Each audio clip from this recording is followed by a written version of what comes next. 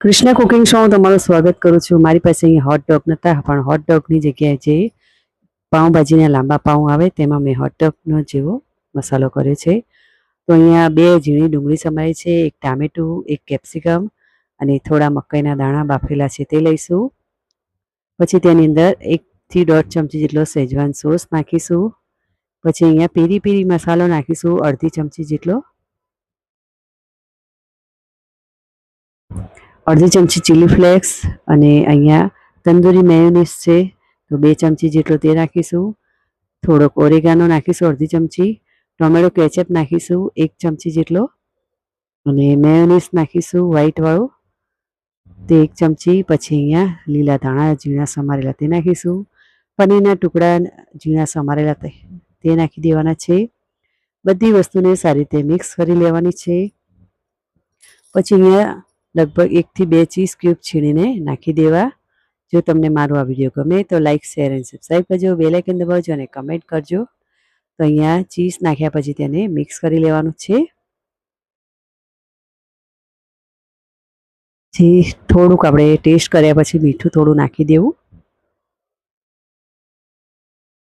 અહીંયા આપણે પાઉં આ રીતના મેં લાંબા પાઉં આવે તે લીધા છે, તેને આ રીતે વચ્ચેથી કટ કરી લીધું છે અને વચ્ચે ગેપ બનાવી લીધી છે તેની।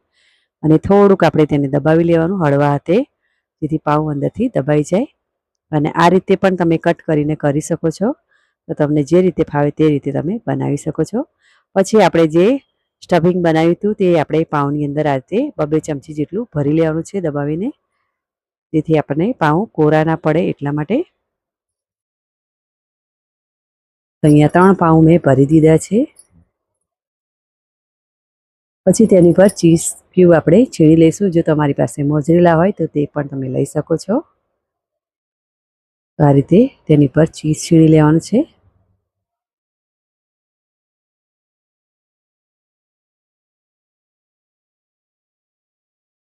અહીંયા નોનસ્ટિક પેન પર સરસ મજાનું બટર લગાવી દેવાનું છે અને 3 પાઉંને આપણે નોનસ્ટિક પેન પર મૂકીને